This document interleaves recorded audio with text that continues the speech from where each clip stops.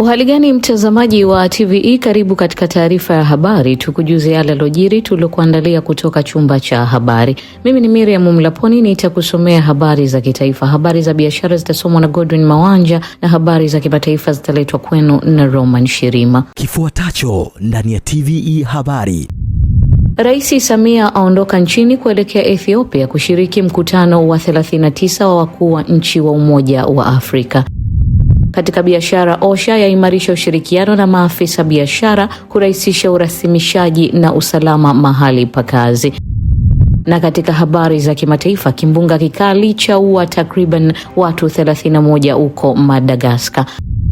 Karibu mtazamaji wa TVE na moja kwa moja tuanzie kwa Rais wa Jamhuri ya Muungano wa Tanzania Daktari Samia Suluhu Hassan ameondoka nchini kuelekea Addis Ababa, Jamhuri ya Kidemokrasia ya Shirikisho la Ethiopia kwa ajili ya kushiriki mkutano wa 39 wa wakuu wa nchi na serikali wa Umoja wa Afrika AU utakaofanyika tarehe 14 hadi 15 Februari mwaka huu. Mohamed Jamal anafafanua zaidi. Taarifa iliyotolewa Alhamis na kusainiwa na mkurugenzi wa mawasiliano ya Rais Bwana Bakari Machumu imeeleza kuwa kabla ya kuanza kwa mkutano mkuu tarehe 13 Februari, Rais Samia atarajiwa kushiriki katika mkutano wa wakuu wa nchi na serikali kuhusu mabadiliko ya tabia ya nchi utakaofanyika chini ya uwenyeji wa Rais wa Jamhuri ya Kenya William Ruto, na baadaye kuhudhuria dhifa ya kitaifa iliyoandaliwa na mwenyeji wake Waziri Mkuu wa Ethiopia Abiy Ahmed Ali. Rais Dr. Samia pia anatarajiwa kufanya mazungumzo ya pande mbili na viongozi mbalimbali akiwemo Waziri Mkuu wa Ufalme wa Eswatini Raso Miso Dlamini, Rais wa Umoja Visiwa vya Komoro Azali Asumani, Naibu Katibu Mkuu wa Umoja wa Mataifa Amina Mohamed, pamoja na Rais wa Benki ya Maendeleo ya Afrika AfDB Dr. Sidi Ould Tah, kwa lengo la kuimarisha ushirikiano wa kisiasa, kiuchumi na maendeleo. Mkutano wa wakuu wa nchi wa Umoja wa Afrika utafunguliwa rasmi tarehe 14 Februari 2026 na utaongozwa na kauli mbiu ya mwaka 2026 isemayo kuhakikisha upatikanaji endelevu wa maji na huduma salama za usafi wa mazingira ili kufikia malengo ya Agenda 2063. Kauli mbiu hiyo inalenga kuhimiza hatua za pamoja za bara katika kuhakikisha usalama wa rasilimali maji, afya ya maji na maendeleo endelevu. Tanzania inakamilisha muda wake wa kuhudumu katika Baraza la Amani na Usalama la Umoja wa Afrika baada ya kulitumikia kwa vipindi viwili mfululizo kuanzia mwaka 2022 hadi 2026, hivyo kutoa mchango mkubwa katika kuimarisha amani, utulivu na usalama barani Afrika. Mkutano wa wakuu wa nchi na serikali wa Umoja wa Afrika ndiyo chombo cha juu zaidi cha maamuzi cha umoja huo chenye mamlaka kupitisha maazimio, matamko na mwelekeo wa sera za bara la Afrika. Asante sana Mohamed Jamal kwa taarifa hiyo.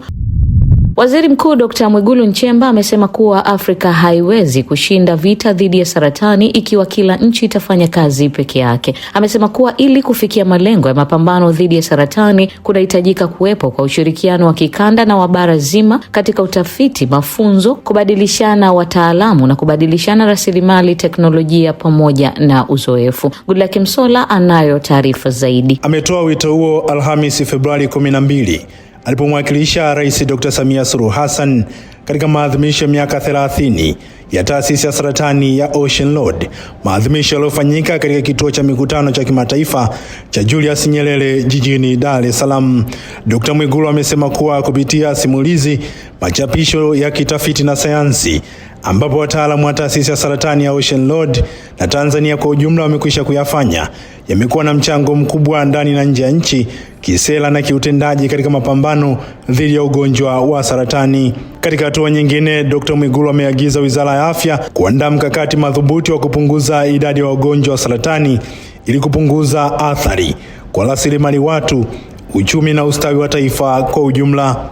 Hata hivyo, amesema kuwa serikali kwa kutambua athari za ugonjwa wa saratani kwa ustawi na nguvu kazi ya Watanzania imeandaa na kuchukua hatua mbalimbali, ikiwemo kuweka mifumo mizuri ya kisera, kutekeleza mipango mikakati na muhimu dhidi ya ugonjwa wa saratani. Tunaamini Afrika haiwezi kushindwa vita dhidi ya saratani ikiwa kila nchi itafanya kazi yake kwa jitihada.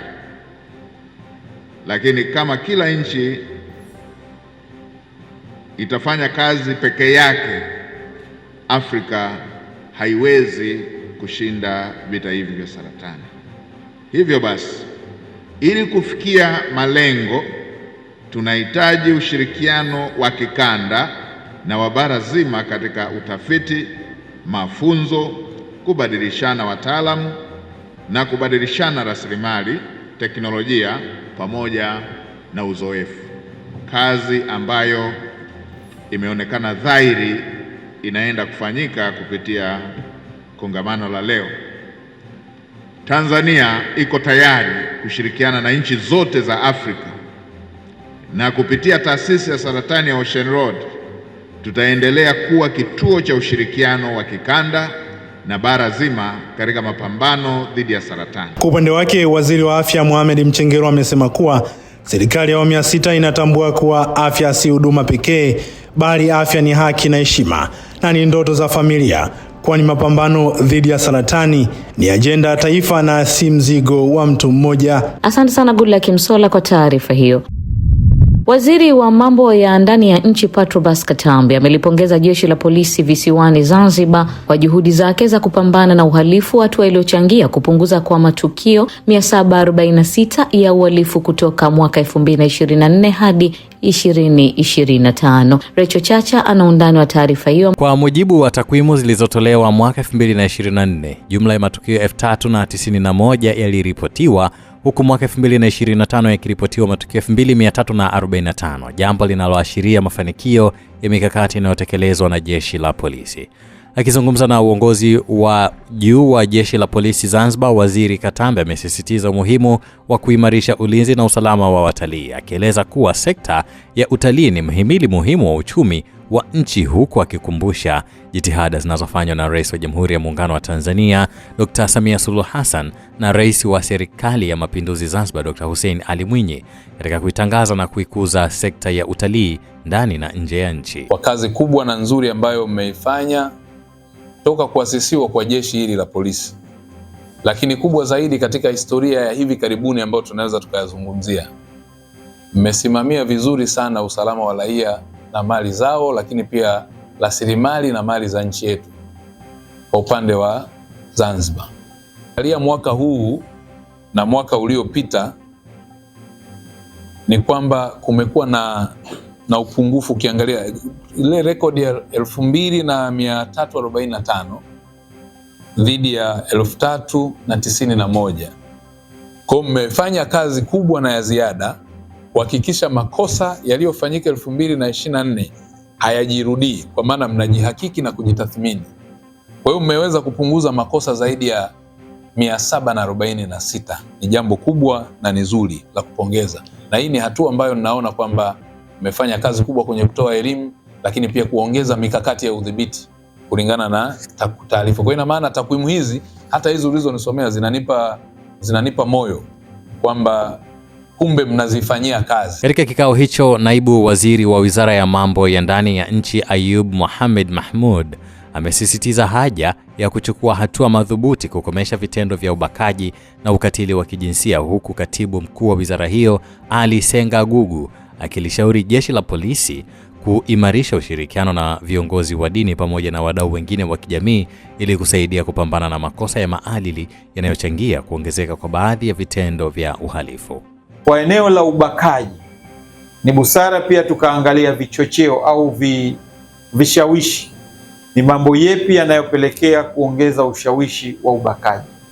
Kando na lile aliloshauri katibu mkuu la utoaji wa elimu, lakini tuna haja ya kulitazama eneo hili. Kwa mfano, kwa baadhi ya vijiji kuna watu wanaonyesha television za jumla au za public au kwa fedha, kwa michezo ile, michezo gani wanaita. Kwa hiyo zile sasa nazo tuone namna gani ya kuzidhibiti kutegemeana na eneo na chachu zile za ubakaji. Lakini niliona kuna kundi kubwa la wenzetu wa viongozi wa dini. Ndivyo?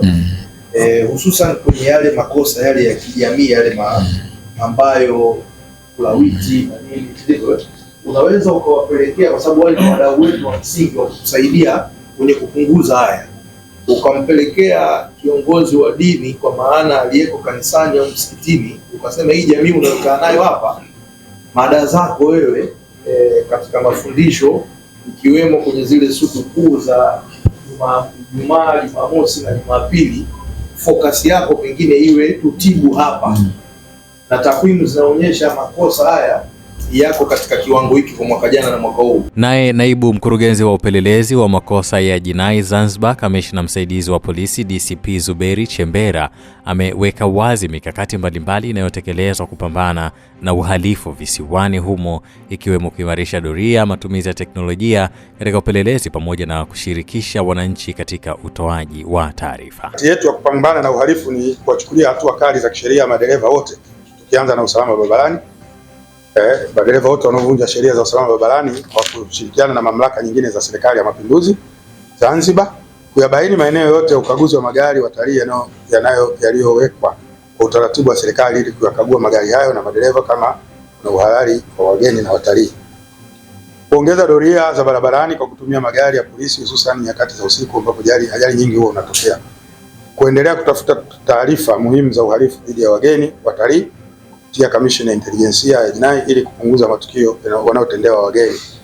Kuhakikisha kesi za usalama barabarani hazifichwi na kumalizwa kienyeji, zinafunguliwa, zinafuatiliwa, kupelelezwa ipasavyo na kufikishwa mahakamani. Waziri wa Katiba na Sheria Juma Zuberi Homera amewataka wajumbe wa bodi za wadhamini kuepuka kutumia mali za taasisi kwa maslahi yao binafsi, ikiwamo kuendelea kukaa madarakani zaidi ya muda ulioainishwa kisheria. Neema Hussein anayo taarifa zaidi. Homera ameyasema hayo wakati akifungua mkutano wa wajumbe wa bodi za wadhamini wa taasisi mbalimbali kutoka katika mikoa ya Katavi, Kigoma, Tabora, Rukwa, Songwe na Mbeya. Bado ipo changamoto ya baadhi ya bodi za wadhamini kutotimiza majukumu yao kikamilifu kwa kutumia mali za taasisi kwa maslahi yao binafsi, kufanya ubadhirifu wa mali na fedha na kujimilikisha mali kinyume cha taratibu. Bodi za wadhamini hukaa madarakani zaidi ya muda ulioainishwa, lakini napenda wadhamini wote mfahamu kwamba hatua stahiki za kisheria na kiutawala zitachukuliwa kwa wale wote wanaokiuka misingi ya sheria katika utekelezaji wa majukumu yao na kusababisha migogoro ambayo inapelekea wengine kukosa haki zao za msingi. Naye kabidhi wasii mkuu wa wakala wa usajili, ufilisi na udhamini RITA Franki Kanyusi amesema mkutano huo unaambatana na mafunzo ya huduma za udhamini pamoja na mapambano dhidi ya utakatishaji wa fedha haramu. Mada ya kwanza itahusu huduma ya udhamini kuanzia hatua ya usajili, usimamizi na utekelezaji wa majukumu ya bodi za wadhamini. Mada ya pili itahusu matumizi ya mfumo wa kielektroniki wa usajili na usimamizi wa bodi za wadhamini. Na mada yetu ya tatu itahusu mapambano dhidi ya utakatishaji fedha haramu, ufadhili wa silaha za maangamizi na ufadhili wa ugaidi, ambazo wajumbe wa bodi wanatakiwa kuzifahamu ili katika utekelezaji wa majukumu yao wanatakiwa kuepuka kutumika katika masuala hayo. Kwa upande wake, mkuu wa mkoa wa Katavi Mwanamvua Mrindoko amesema mafunzo hayo yatasaidia kuepusha migogoro isiyo ya lazima katika jamii na taasisi wanazozisimamia. Na imani yangu kubwa ni kwamba kila mmoja akitoka hapa atakwenda kutumia vizuri yale aliyoyapata, kwa sababu natambua kwamba haya yatasaidia sana katika kwanza kuongeza uelewa, lakini kuepusha migogoro ambayo sio ya lazima kwenye jamii zetu na kwenye taasisi zetu zinazosimamiwa kwa mujibu wa udhamini. Lakini pia itasaidia sana katika swala la kusikiliza na kutatua kero na malalamiko mbalimbali ya wananchi wetu katika mikoa hii, na masuala pia yanayohusiana na uzazi, masuala yanayohusiana na usajili wa vifo, masuala ya wosia, masuala ya umiliki na kadhalika, kwa maana ya mada zote zitakazowasilishwa. Lakini pia mafunzo haya najua yatakwenda kuondoa utata wa kisheria wa mambo mbalimbali na migongano katika jamii. Utoaji wa mafunzo kwa wajumbe wa bodi za wadhamini pamoja na elimu kwa umma ni utekelezaji wa agizo la Waziri wa Katiba na Sheria, huku elimu hiyo ikielezwa kuwa endelevu nchini. Asante sana Neema Hussein kwa taarifa hiyo. Serikali wilayani Geita imesema imejipanga kuhakikisha inatokomeza wizi wa mifugo ambao hivi karibuni umeanza kushamiri katika baadhi ya kata za wilaya hiyo na kusababisha hasara kubwa kwa wafugaji. Taarifa na Joel Maduka kutoka Geita ina undani zaidi. Kauli hiyo imetolewa na mkuu wa wilaya Geita Ashim Komba wakati akizungumza katika baraza la madiwani wa robo ya pili ya mwaka wa fedha kuanzia Oktoba hadi Desemba. Amesema tayari mikakati madhubuti imewekwa kudhibiti hali hiyo na kuhakikisha wahusika wanachukuliwa hatua kali za kisheria. Nafahamu kwa ukanda huu unapozungumza sekta ya mifugo unazungumza benki za wananchi. Wananchi wetu wengi wanaweka fedha kwenye mifugo. Kwa hiyo kama ambavyo watu wengine wamechukua fedha zao na kuzitunza kwenye taasisi za kifedha, ndivyo ambavyo wananchi wengi wa Geita wanaojishughulisha na shughuli za ufugaji wanachukua fedha zao na wanatunza kwa mfumo wa kufuga wanyama wao. Anapokuwa na changamoto yake anakwenda nauza mnyama wake, anapeleka watoto shule pamoja na kufanya shughuli nyingine za kimaendeleo. Hatuko tayari kuona kwamba wanajitokeza watu wachache katika maeneo yetu ambao wanataka kuchochea na kuendekeza wizi wa mifugo na kuwarudisha nyuma wananchi. Tutasimama kidete kuhakikisha jambo hili linafika mwisho. Wakati huo hoja ya ubovu wa miundombinu ya barabara imechukua nafasi kubwa katika mjadala huu, ambapo madiwani mbalimbali wameelezea changamoto zinazoendelea kujitokeza kutokana na hali mbaya ya barabara katika kata zao. Mwenyekiti, yako maeneo mengi ukienda wengi, changamoto ya barabara ni kubwa sana. Tunatamani hata viwanja vyetu vipande thamani ya barabara. Tunatamani vyetu vikue kwa sababu ya nini? Ya barabara. Mwenyekiti, hata uwekaji wa taa za barabara, Mheshimiwa Rais alitoa maelekezo alipokuwa anaomba kura. Alisema anahitaji wananchi wafanye biashara, anahitaji vijana wafanye biashara, lakini tunahitaji yale maeneo ambayo hakuna taa za barabarani ziwekwe. Kahongola Nyampoko Center inatumiwa sana na magari makubwa ambayo hayastahili kuingia kwenye barabara kama hiyo, na limepelekea sasa kuvunja makaravati yote kutoka pale Nyakahongola mpaka Bumanji. Ukiingia hata mpaka sasa ukaanza kuhesabu makaravati ambayo yani yamevunjika yote, ni mengi mno. Sasa nilikuwa nataka kujua kujiuliza kwamba ni taratibu ambao unatumiwa kuhusu haya magari makubwa kupita kwenye barabara ambazo. Akijibu hoja hizo, mstahiki meya wa halmashauri ya manispaa ya Geita Leonard Bugomora ametoa ufafanuzi kuhusu bajeti iliyotengwa kwa ajili ya ukarabati wa barabara katika maeneo mbalimbali ya manispaa hiyo. Ndio maana kwanza sio maswali, ni changamoto. Maswali utayakuta kwenye ili baraza la pili. Hizi ni changamoto kwamba kuna fedha imeingia hapa, lakini utekelezaji wa hii barabara hauishi. Naona tu karavati ziko pale zimetupwa. Huyu mkandarasi yuko wapi? Ili tupate nini? Majibu kwamba kuna 1, 2, 3. Uhalisia wa maswali. Hakuna mtu anayekataa kwamba changamoto za barabara manispaa ya Geita ni kubwa, na ndio maana tunajitahidi kwa bajeti yetu iliyopo. Bajeti hii ni ndogo sana, ni ndogo mno, na ni ndogo kwa sababu hakuna barabara ambayo tutajenga ndani ya hizo kata 7 usiweke mitaro.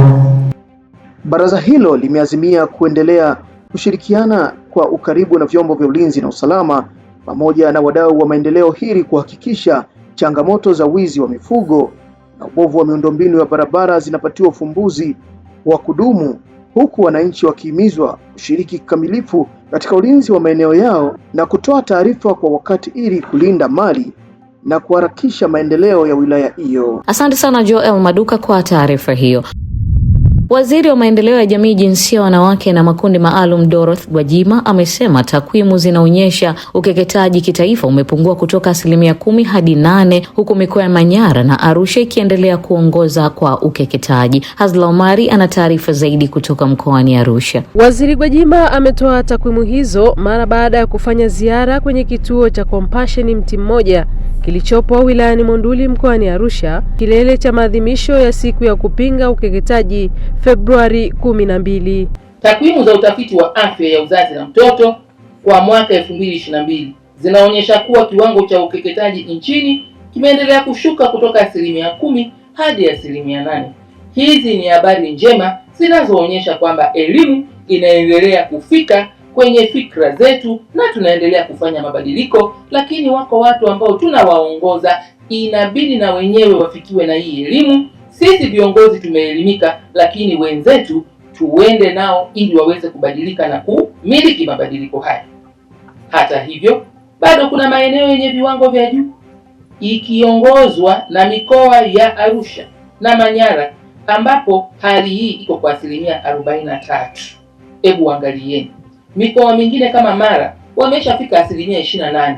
Huko nako walikuwa na kasi ya juu sana, lakini watu wa Mara sasa wanaendelea wanaelimika, wanaacha, wameshashuka mpaka 28% na hakuna mkosi wowote uliotokea. Upande wake mchungaji Ezekiel Migiro pamoja na meneja wa programu Compassion International Tanzania Mary Kasaga wamesema dhamira yao imejikita katika maendeleo na utetezi wa watoto wanaoishi katika mazingira ya umaskini. Makanisa yetu yanafanya kazi kwa kushirikiana na wadau wanaounga mkono huduma ya mtoto, akiwemo mshirika mwenza Compassion International Tanzania, kwa lengo la kumkomboa mtoto kutoka katika umaskini katika jina la Yesu.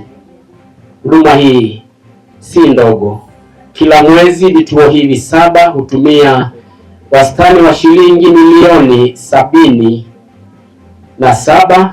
na kuwahudumia watoto na vijana sawa na zaidi ya shilingi milioni 900 kwa mwaka. Dhamira yetu ni kushirikiana na kanisa katika kuwakomboa watoto kutoka katika umaskini kwa jina la Yesu. Kwa sasa Compassion International Tanzania inafanya kazi katika mikoa 22 ya Tanzania bara ndani ya halmashauri zaidi ya 90 kwa kushirikiana na vituo 590 vya huduma ya maendeleo ya mtoto na kijana. Zaidi ya watoto na vijana 120,000 wananufaika moja kwa moja na huduma hizi nchini Tanzania. Dr. Emmanuel Christopher ni moja kati ya wanufaika wa Compassion kutoka katika jamii za kifugaji, na hapa anatoa ushuhuda wa namna alivyosaidiwa. Nilibahatika kupata nafasi ya kuingia katika programu hizi za kanisa na Compassion nilipokuwa na miaka 8.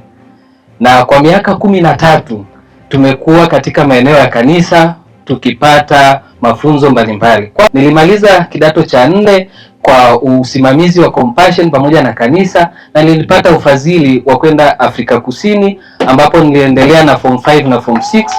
Baada ya hapo nikiwa Afrika Kusini niligraduate with very good grades, nikafanikiwa kwenda Rwanda katika chuo kinaitwa African Leadership University ambapo nilichukua degree yangu ya kwanza kwenye masuala ya afya. Baada ya kumaliza pale, na nilimaliza nikiwa mwanafunzi bora chuo kikuu, na nilipata pia award ya Mheshimiwa Rais wa Rwanda, President Paul Kagame.